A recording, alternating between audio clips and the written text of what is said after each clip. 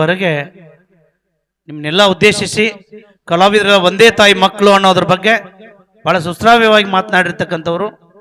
ನಾನು ಮೊನ್ನೆ cassette recording ಮಾಡೋ ಸಂದರ್ಭದಲ್ಲಿ ನಮ್ಮ ರಾಮು ಅವರು ಸತ್ತಲ್ಗಮಲ ಭಾಳ ಒಳ್ಳೆಯ ಹುಡುಗ ಆತ. ಅವ್ರ ಜೊತೆ ಕಾರ್ನೊಳಗೆ ಒಬ್ರು ಇಂಜಿನಿಯರ್ ಬಂದಿದ್ರು ಅಂತ ಹೇಳಿದ್ರು ನನಗೆ ಅವರು. ಸೊ ಅವು ಭಾಳ ಒಳ್ಳೆಯ ವಿಚಾರ. ನೀವು ಬರ್ಬೇಕು ಈಗ ಮಾತಾಡಕ್ಕೆ. ಬರ್ರಿ ರಾಮಣ್ಣ, ಬರ್ರಿ ಬರ್ರಿ ಬರ್ರಿ ಪಾಟ್ನ ಬರ್ರಿ. ರಾಮು ಸಾತಲ್ಗಾಂವ್ ಅವ್ರು ಮಾತಾಡಬೇಕು. ಯಾಕಂದ್ರೆ ನೀವು ಸಾಹಿತ್ಯ ಬರ್ದಿರಿ ಸರ್.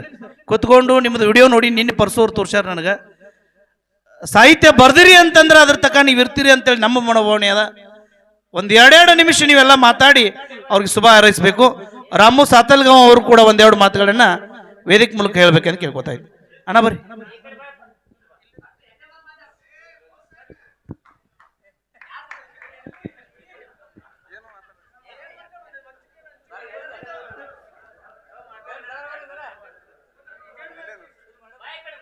ಹಲೋ, ನಮ್ಮ ಮಾತಾಡಕ್ಕೆ ಬರಲ್ರಿ, ಅದಕ್ಕೆ ನೀವೆಲ್ಲರೂ ಒತ್ತಾಯಪೂರ್ವಕವಾಗಿ ಮಾತಾಡಕ್ಕೆ ಕೊಟ್ಟಿರ್ತಕ್ಕಂಥ ಎಲ್ಲ ಧರ್ಮದವರಿಗೆ ಧನ್ಯವಾದಗಳು.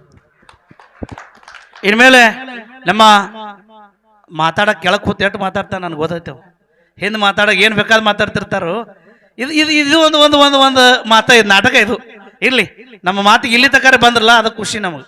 ನಾವೆಲ್ಲ ಕೆಳಕ್ಕಿದ್ದವ್ರು ಇಲ್ಲಿ ತನಕ ಬಂದು ಹೋಗೋದು ಅದು ಭಾಳ ಕಠಿಣ ಐತೆ ಸರ್. ಹಾಡ್ಕೆಯಾಗಿ ಮಾತಾಡೋದು ಬೇರೆ, ಹಿಂಗೆ ಕಾಮನ್ ಆಗಿ ಮಾತಾಡೋದು ಬೇರೆ ರೀ. ಇನ್ಮೇಲೆ ನಮ್ಮ ಬಾಬಾನಗರದ ಲಕ್ಷ್ಮಣ್ ಮಾಸ್ತರು ಅವರು ಒಬ್ಬ ಒಳ್ಳೆಯ ಮಾತುಗಾರ. ಇಲ್ಲಿ ವಿಷಯ ಶುಭಾಶಯಗಳನ್ನು ಹೇಳುವಂಥ ಕಾರ್ಯಕ್ರಮ ಇದೆ. ಕಲಾವಿದರಿಗಾಗಿ ಬಹಳ ದುಡಿದೀವಿ ಹಿಂದೆಲ್ಲ ನಾವು. ಆದರೂ ಕೂಡ ಕಲಾವಿದ್ರಲ್ಲಿ ಏನಾಗಿದೆ ಅಂತಂದ್ರೆ ಸ್ವಲ್ಪ ಒಕ್ಕಟ್ಟಿನ ಭಾವನೆ ಕಡಿಮೆ ಅದ. ನೀವೇನು ಹಾಡ್ಕಿ ಒಳಗೆ ಬೇದಾಡ್ರಿ, ಹಾಲು ಮತ್ತು ಅದ ಡೊಳ್ಳಿನ ಕದ ಬೆಳೆಸೋ ಸಂದರ್ಭದಲ್ಲಿ ನಾವೆಲ್ಲ ಒಕ್ಕಟ್ಟು ಅನ್ನೋದಿರಬೇಕು ಅನ್ನೋದ್ರ ಬಗ್ಗೆ ಮಾತನಾಡಲಿಕ್ಕೆ ಬರ್ತಾ ಇದ್ದಾರೆ ನಮ್ಮ ಆತ್ಮೀಯ ಸ್ನೇಹಿತರು, ನಮ್ಮ ಬಾಬಾನಗರದ ಲಕ್ಷ್ಮಣ್ ಮಾಸ್ತರ್ ಅವರು.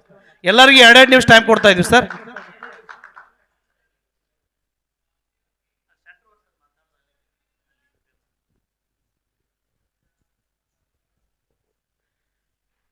ಇಲ್ಲಿ ಕೂಡಿರ್ತಕ್ಕಂಥ ನಮ್ಮ ಹುಲಿಜಂತಿ ಹಾಗೂ ಬೇವರಿಗೆ ಅರಕೇರಿಯ ಉಮ್ದಿಯ ಎಲ್ಲ ಪೂಜಾರಿಗೂ ಕೂಡ ನನ್ನ ಅನಂತ ಕೋಟಿ ನಮಸ್ಕಾರವನ್ನು ಸಲ್ಲಿಸಿ, ಮೇಲಾಗಿ ವೇದಿಕೆ ಮುಂಭಾಗದಲ್ಲಿ ಕೂಡಿರ್ತಕ್ಕಂಥ ಎಲ್ಲ ನನ್ನ ಹಿರಿಯ ಕಲಾವಿದರಿಗೂ ಕೂಡ ಈ ಚಿಕ್ಕ ಕಲಾವಿದರ ಅನಂತ ಕೋಟಿ ನಮಸ್ಕಾರವನ್ನು ಸಲ್ಲಿಸುತ್ತಾ, ತಮ್ಮಲ್ಲಿ ಮಾತಾಡತಕ್ಕಂಥ ವಿಷಯ ಏನಪ್ಪ ಅಂದ್ರೆ, ಎಲ್ಲ ಕಲಾವಿದರನ್ನು ಉದ್ದೇಶಿಸಿ ಎಲ್ಲ ಕಲಾವಿದರ ಮೇಲ ತಮಗೆ ಭಗವಂತ ಎಷ್ಟು ಮತಿ ಕೊಟ್ಟನ.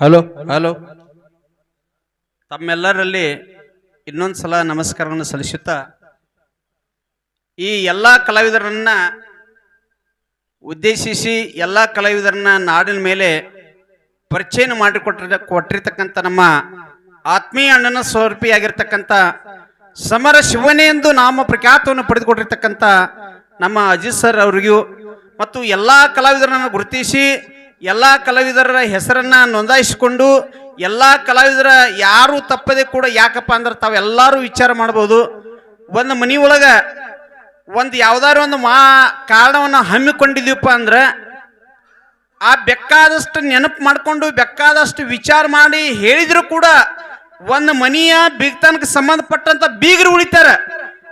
ಇದು ಹಾಲು ಮತ ಅಂದ್ರೆ ಒಂದು ದೊಡ್ಡ ಸಮುದ್ರ ಐತಿ.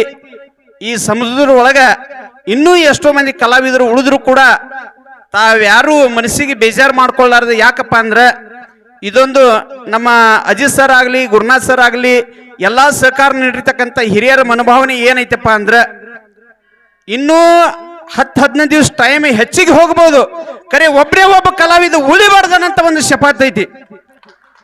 ತಾವೆಲ್ಲರೂ ದಯವಿಟ್ಟು, ಯಾಕಪ್ಪ ಅಂದ್ರೆ ಅಕಸ್ಮಾತ್ ಎಷ್ಟು ವಿಚಾರ ಮಾಡಿದ್ರು ಕೂಡ ಅವ್ರು ನನಗೆ ಫೋನ್ ಹಚ್ಚಿಲ್ಲ ನಿನಗೆ ಫೋನ್ ಹಚ್ಚಿಲ್ಲ ಅನ್ನಂಥದ್ದು ಈ ಭಾವನೆ ಯಾವ ಕಲಾವಿದನು ಇಟ್ಕೋಬಾರ್ದು. ಕಲಾವಿದನಲ್ಲಿ ಭಾವನೆ ಏನ್ ಬರ್ಬೇಕಪ್ಪ ಅಂದ್ರೆ, ನಾನೊಬ್ಬ ಉಳಿದೀನಿ, ನನ್ನೊಂದು ಹೆಸರು ತೋರಿಸಲ್ಲ, ನೀವು ಫೋನ್ ಹಚ್ಚೋರು ನಿಮ್ಮ ಹೆಸರನ್ನು ಕೊಡ್ಬೇಕು. ಅದಕ್ಕೆ ಯಾಕಪ್ಪ ಅಂದ್ರೆ ಈ ಕಲಾದೇವಿಯ ಜಾತ್ರೆ ಕಲಾದೇವಿ ಮಕ್ಕಳ ಜಾತ್ರೆ ಇದು ಕೂಡ್ಬೇಕಾಗಿತ್ತಪ್ಪ ಅಂದ್ರ ನಾವೆಲ್ಲರೂ ಮೊದಲ ಕಲಾದೇವಿ ಮಕ್ಕಳ ಅಂತೇಳಿ ನಾವು ಮನಸ್ಸಿನಲ್ಲಿ ಪಾತ್ರರಾಗಬೇಕಾಗಿತ್ತಪ್ಪ ಅಂದ್ರೆ ಮೊದಲು ನಾವು ಜಾತಿಯನ್ನೇ ಮರಿಬೇಕು. ಜಾತಿಯನ್ನು ಮರಿತೀವಿ ಅಂದ್ರೆ ಇಂಥ ಕಲಾದೇವಿ ಜಾತ್ರೆ ಆಗ್ತದ. ಅದಕ್ಕೆ ನಾವು ಎಷ್ಟು ಮಂದಿ ಕಲಾವಿದರು ಇದೀವಲ್ಲ, ನಾವೆಲ್ಲ ಕಲಾದೇವಿ ಮಕ್ಕಳು. ಯಾಕಪ್ಪ ಅಂದ್ರೆ ಪ್ರಥಮದಲ್ಲಿ ಈ ಕಲಾವಿದರು ಒಂದು ಒಳ್ಳೆಯ ಬೆಳಕಿಗೆ ತರಬೇಕು, ಕಲಾವಿದರಿಗೆ ಒಂದು ಹಕ್ಕನ್ನು ದೊರಕಿಸಿಕೊಡ್ಬೇಕು. ಯಾವ ಕಲಾವಿದನು ಹಿಂದಕ್ಕೆ ನಮ್ಮ ಎಷ್ಟೋ ಮಂದಿ ಕಲಾವಿದರು ಏನು ಮಾಡ್ಯಾರಪ್ಪ ಅಂದ್ರೆ ತಮ್ಮ ಹೊಟ್ಟಿಗೆ ಇರಲಾರ್ದನ್ನು ಕೂಡ ಈ ಹಾಲು ಮತದ ಸೇವೆಯನ್ನು ಮಾಡಿ ತಮ್ಮ ಜೀವನ ಹಿಂಗೆ ಕಳೆದು ಹೋದ್ರು. ಅವರಿಗೆ ಯಾವ ಸರ್ಕಾರ ಸವಲತ್ತುಗಳನ್ನು ಸಿಗಲಿಲ್ಲ. ಆ ಕಲಾವಿದರು ಹಿಂಗೆ ಅವರಿಗೆ ಅನ್ಯಾಯ ಆಗಬಾರ್ದು, ಅಂತ ಸರ್ಕಾರ ಸವಲತ್ತು ಸಿಗಲಾರ್ದೆ ಹೋಗ್ಬಾರ್ದು ಅನ್ನೋ ಉದ್ದೇಶದಿಂದ ನಮ್ಮ ಸುರೇಶಣ್ಣ ವಾಗ್ಮಂಡಿ ಅವರು ಏನು ಮಾಡಿದ್ರಪ್ಪ ಅಂದ್ರೆ ಕಲಾವಿದರ ರಕ್ಷಣಾ ವೇದಿಕೆ ಅಂತ ಹೇಳಿ ಒಂದು ವೇದಿಕೆಯನ್ನು ಸಜ್ಜು ಮಾಡಿಕೊಂಡು ಹಳ್ಳಿ ಹಳ್ಳಿಗೆ ಹೋಗಿ ಎಷ್ಟೋ ಟೀಮ್ಗಳನ್ನು ಕಟ್ಟಿ ಎಲ್ಲರಿಗೂ ಒಂದು ಏನಪ್ಪ ಅಂದ್ರೆ ನಮ್ಮ ಆಶಾಸನ ಸೌಲಭ್ಯ ಸಿಗಬೇಕನ್ನಂತ ಹೋರಾಟವನ್ನು ಮಾಡಿದ್ರು. ಆ ಹೋರಾಟದಲ್ಲಿ ಕೂಡ ಅನೇಕ ತೊಂದರೆಗಳು ಬಂದ್ರೂ ಕೂಡ ನಮ್ಮಂಥವ್ರನ್ನ ಏನು ಮಾಡಿದಪ್ಪ ಅಂದ್ರೆ ಮುಂದೆ ಮಾಡಿಕೊಂಡು ನಮಗೆ ಇಂಥ ವೇದಿಕೆಗಳನ್ನು ಕಲ್ಪಿಸಿಕೊಟ್ಟಾರ. ಅವ್ರಿಗೂ ಕೂಡ ಅನಂತ ಕೋಟಿ ನಮಸ್ಕಾರನ ಹೇಳಿ, ಭಾಳ ಮಂದಿ ಮಾತಾಡೋರು ಅದಾರ, ಭಾಳ ಮಂದಿ ಕಲಾವಿದರು ಅದಾರ, ಎಲ್ಲರೂ ಮಾತಿನ ಮುತ್ತುಗಳ ಅನಿಸ್ಕೊಂಡವ್ರು ಅದಾರ. ನಮ್ಮ ಹಾಲು ಮತದ ಎಲ್ಲ ಮಾಮ ಹಿರಿಯರು ಬಂದಾರ. ಭಾಳೇನು ಮಾತನಾಡಲಾರದೆ ನನ್ನ ಎರಡು ಮಾತುಗಳಿಗೆ ಇರೋಮ್ ಕೊಟ್ಟು ತಮ್ಮೆಲ್ಲರಿಗೂ ಇನ್ನೊಂದ್ಸಲ ನಮಸ್ಕಾರ ಸಲ್ಲಿಸಿ ನನ್ನ ಎರಡು ಮಾತುಗಳನ್ನು ಮುಗಿಸ್ತೇನೆ. ನಮಸ್ಕಾರ. ಇಲ್ಲಿವರೆಗೆ ಈ ಹಾಲು ಮತದ ಜಾತ್ರೆಗಳಾಗಬೇಕಾದ್ರೆ ಜಾತಿ ಮರಿಬೇಕು ಅಂತಕ್ಕಂಥದ್ದು ಬಹಳ ಒಳ್ಳೆಯ ಮಾತದ. ಈ ಕಲೆಗೆ ಜಾತಿ ಇಲ್ಲ, ಕಲೆಗೆ ಜಾತಿ ಇಲ್ಲ. ಆ ಜಾತೀಯತೆಯನ್ನು ಯಾರು ಮಾಡಬಾರ್ದು. ನಿಜವಾಗ್ಲೂ ಕೂಡ ನಾವು ಎಲ್ಲ ಕಲಾದೇವಿಯ ಮಕ್ಕಳು ಅನ್ನೋದ್ರ ಬಗ್ಗೆ ವಿಚಾರ ಹಂಚಿಕೊಂಡಿರ್ತಕ್ಕಂಥ ಬಾಬಾನಗರ್ ಲಕ್ಷ್ಮಣ್ ಸರ್ ಅವ್ರಿಗೆ ಒಂದ್ಸರಿ ಪ್ರೀತಿಯಿಂದ ಚಪ್ಪಾಳೆ ತಟ್ಟೋಣ ಆತ್ಮೀಯರೇ. ಇನ್ಮೇಲೆ ಕರ್ನಾಟಕ ರಾಜ್ಯ ಕಲಾವಿದರ ರಕ್ಷಣಾ ವೇದಿಕೆಯ ರಾಜ್ಯ ಗೌರವ ಅಧ್ಯಕ್ಷರು ಬೆಂಗಳೂರು ಹಾಗೂ ಮಾನ್ಯ ಈ ಕರ್ನಾಟಕ ಕಂಡಿರ್ತಕ್ಕಂಥ ಶ್ರೇಷ್ಠ ಉಪಮುಖ್ಯಮಂತ್ರಿಗಳಾಗಿರ್ತಕ್ಕಂಥ ಮಾಜಿ ಲಕ್ಷ್ಮಣ್ ಸವದಿ ಸಾವ್ಕಾರ್ ಅವರು ಆಪ್ತರಾಗಿರ್ತಕ್ಕಂಥವ್ರು ಇವತ್ತು ಇಂಥ ನಮ್ಮ ಚಿಕ್ಕ ಕಲಾವಿದರ ಕಾರ್ಯಕ್ರಮಕ್ಕೆ ಬಂದಿರತಕ್ಕಂಥ ಅಪ್ಪು ಪೂಜಾರಿ ಅವರು ಕೂಡ ಕಲೆಯ ಬಗ್ಗೆ ಬಹಳ ಪ್ರೀತಿ. ಯಾಕಂದ್ರೆ ರಾಜ್ಯದ ಗೌರವ ಅಧ್ಯಕ್ಷದಾರ ಅವರು ಕೂಡ ಅಂಥವ್ರು ವೇದಿಕೆಯನ್ನು ಉದ್ದೇಶಿಸಿ ಮಾತನಾಡಿ ಮುಂದಿನ ಮಾತುಗಳನ್ನು ಹೇಳಲಿಕ್ಕೆ ನಮ್ಮ ಸಂಕನಾಳದ ಅವನ್ ಸರ್ ಅವರು ಕೂಡ ರೆಡಿಯಾಗಿರಬೇಕು. ಅದಾದ್ಮೇಲೆ ಹನುಮಂತ್ ಸರ್ ಮತ್ತು ದರ್ಯಾಬ್ ಸರ್ ಅವರು ತಯಾರಿರಬೇಕು.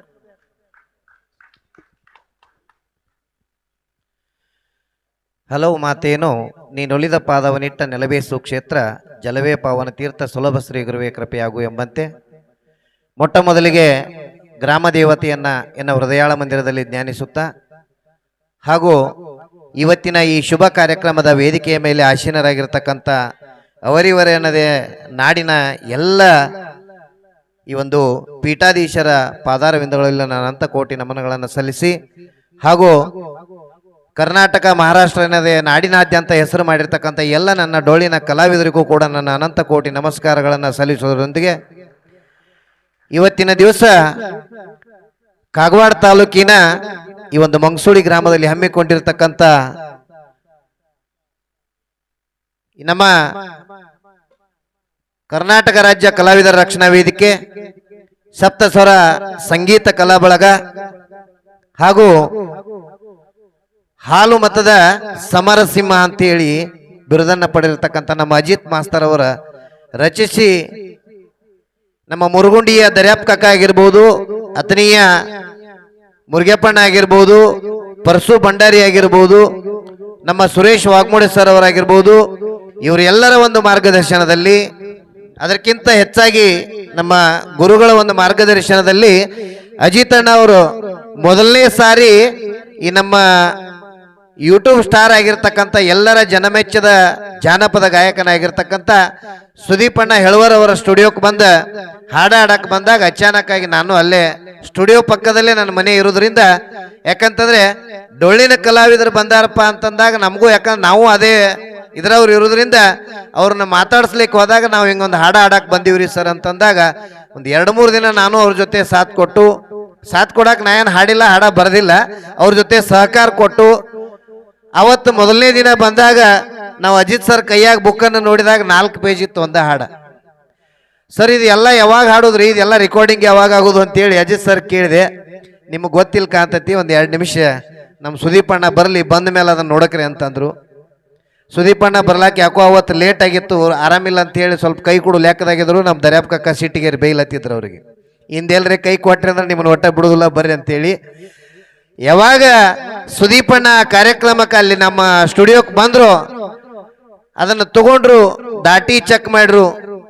ನೀವು ನಂಬ್ತಿರೋ ಬಿಡ್ತಿರೋ ಗೊತ್ತಿಲ್ಲ, ಮೊದಲನೇ ಹಾಡ ಕೇವಲ 4.5 ಪೇಜ್ ಇದ್ದದ ಹಾಡು ಕೇವಲ 30 ನಿಮಿಷನೊಳಗ ಹಾಡಿ ನಮ್ಮೆಲ್ಲರ ಮುಂದೆ ಹಚ್ಚಿ ಪ್ರಸಾರ ಮಾಡಿದಂತ ಖ್ಯಾತಿ ಸುದೀಪಣ್ಣಗ. ಅದಾದ ಮೇಲೆ ಇದು ಇಷ್ಟಕ್ಕ ಮುಗಿಲಿಲ್ಲ. ಅವತ್ತು ಹಾಡ ಮಾಡ್ರು, ಎಲ್ಲರೂ ಕೂಡಿ ಚಾ ಕುಡ್ದೀವಿ. ಹಂಗ ಅವ್ರ ಯಾರ್ಯಾರು ಅವ್ರಿಗೆ ಮಾರ್ಗದರ್ಶನ ಮಾಡ್ತಿದ್ರು ಅವ್ರಿಗೆಲ್ಲ ಹಂಗ ಬಿಟ್ಟು ಸೌಂಡ್ ಚೆಕ್ ಮಾಡ್ತಿದ್ರು, ಅದ್ರ ಬಗ್ಗೆ ತಕ್ಕೋತಿದ್ರು. ಅದಾದ ಬಳಿಕ 2ನೇ ದಿನ ಮತ್ತೆ 2ನೇ ಒಂದು ಸ್ಟೆಪ್ ನಡೀತು. ಯಾಕಂತಂದ್ರೆ 1ನೇ ಹಾಡಿನೊಳಗ ಕೆಲವೊಂದಿಷ್ಟು ಕಲಾವಿದರ ಹೆಸರು ಬಂದಿತ್ತು. 2ನೇ ದಿನ ಉಳಿದಂತ ಕಲಾವಿದರ, ನಾವು ಯಾಕೆ ಈ ಮಾತನ್ನು ಹೇಳ್ತಾ ಇದ್ದೀನಿ ಅಂತಂದ್ರೆ ಇದು ಹಾಡ ನಾವು ಹೇಳಿಕೆ ಈಸಿ ಆಗ್ಬಹುದು. ಸತತ 8 ದಿನಗಳ ಕಾಲ ಆ ಸ್ಟುಡಿಯೋದೊಳಗ ಆ ಪುಣ್ಯಾತ್ಮ ರಾತ್ರಿ ಕಾರ್ಯಕ್ರಮ ಮುಗಿಸ್ಕೊಂಡ್ ಬರೋದು, ಚತ್ಯನ ಮಾತು ಅವ್ನು ಹಿಡ್ಕೊಂಡ್ ಬಂದ ಅಲ್ಲಿ ಸ್ಟುಡಿಯೋದಾಗ ಕುಂಡ್ರದು. ಇವ್ರ ಅಜಿತ್ ಮಾಸ್ತರ್ ಆಗಿರ್ಬೋದು, ವಾಗ್ಮೋಡಿ ಸರ್ ಆಗಿರ್ಬೋದು, ನಮ್ಮ ಮುರುಗಪ್ಪ ಮಾಸ್ತರ್ ಆಗಿರ್ಬೋದು, ಪರಸು ಭಂಡಾರಿ ಆಗಿರ್ಬೋದು, ದರ್ಯಾಪ್ ಕಾಕ ಆಗಿರ್ಬೋದು, ಅವ್ರ ಜೊತೆ ನಮ್ಮ ಸಹೋದರ ಒಬ್ಬದಾನ ಮುರುಗುಂಡಿ ಅವರು, ಇವರೆಲ್ಲರೂ ಕೂಡಿ ಸತತ 8 ದಿನಗಳ ಕಾಲ ಅಲ್ಲೇ ಚಾ ಕುಡಿದು ಹೋಟೆಲ್ಗೆ ಹೋಗೋದು, ಸ್ವಲ್ಪ ನಾಷ್ಟ ಮಾಡೋದು, ಮತ್ತೆ ಬಂದು ಸ್ಟುಡಿಯೋದಾಗ ಕುಂಡ್ರದು. ಮತ್ತೆ ಅಷ್ಟ್ರಾಗ ಒಂದು ನಾ ಬಾಜು ಕೂತ್ ನೋಡ್ತಿದ್ದೆ. ಅಲ್ಲೇ ನಮ್ಮ ಮನೆಯೊಳಗೆ ಕೆಳಗಡೆ ಒಂದು ಹಾಲ್ ಇತ್ತು, ಕುಂಡ್ರಾಕ ಒಂದಿಟ್ಟು ಕುರ್ಚಿ ಒಂದು ಚಾಪಿ ವ್ಯವಸ್ಥೆ ಮಾಡಿ ಕೊಟ್ಟಿದ್ನಿ. ಬರೋರು ಮತ್ತೊಬ್ರದ್ದು ಹಾಡಿನೊಳಗೆ ಇಂಥ ಕಲಾವಿದ್ರದ ಹೆಸರು ಉಳ್ದೈತೇನ ಅಂತ ಆ ಕಲಾವಿದರ ಹೆಸರನ್ನು ಹಾಕಿ ಮತ್ತೊಂದು ಪ್ಯಾರ ತಯಾರು ಮಾಡಬೇಕಲ್ರಿ, ಅವ್ರ ಒಬ್ಬರ ಸಂಬಂಧನ ಮಾಡಕ್ ಬರೋದಿಲ್ಲ. ಹಿಂಗೆ ಮಾಡಿ ಇವತ್ತು ಸುಮಾರು ಎಷ್ಟು ಅಂತಂದ್ರೆ 250 ಜನ ಕಲಾವಿದರ ಹಾಡನ್ನ ಸೇರಿಸಿ ಈ ಒಂದು ಧ್ವನಿ ಸುರುಳಿ ಬಿಡುಗಡೆ ಕಾರ್ಯಕ್ರಮವನ್ನು ಇಟ್ಕೊಂಡ್ರು. ಇವತ್ತು ನಾವೊಬ್ಬ ಕಲಾವಿದರ ರಕ್ಷಣಾ ವೇದಿಕೆಯ ರಾಜ್ಯ ಗೌರವಾಧ್ಯಕ್ಷನಾಗಿ ಒಂದು ಸುರೇಶಣ್ಣ ವಾಗ್ಮೋಡಿ ಅವರ ಮಾರ್ಗದರ್ಶನದಲ್ಲಿ ನಾವೆಲ್ಲ ಪಳಗಿ ಇವತ್ತು ವೇದಿಕೆಯ ಮುಖಾಂತರ ತಮ್ಮೆಲ್ಲರಲ್ಲಿ ಒಂದು ಮನವಿ ಏನ್ ಮಾಡ್ತೀನಿ ಅಂತಂದ್ರೆ, ನಾವೇನು ಮಠಮನಿ ಅಂತ ಹೇಳಿ ಅಮೋಘ ಸಿದ್ಧ ಮಹಾಲಿಂಗರಾಯ ಅಂತ ಹೇಳಿ ಮಠಮನಿ ಅಂತ ಹೇಳಿ ಹಾಡಕ್ ಹೋಗಿ ಕೆಲವೊಂದಿಷ್ಟು ದಿನಗಳ ಹಿಂದೆ ಏನಾಗಿತ್ತಪ್ಪ ಅಂತಂದ್ರೆ ನಾ ಹೆಚ್ಚು ತಾ ಹೆಚ್ಚು ಅಂತಕ್ಕಂಥದ್ದು ಕಿವಿಗೆ ಬೀಳ್ತಾ ಇತ್ತು ನಮಗ.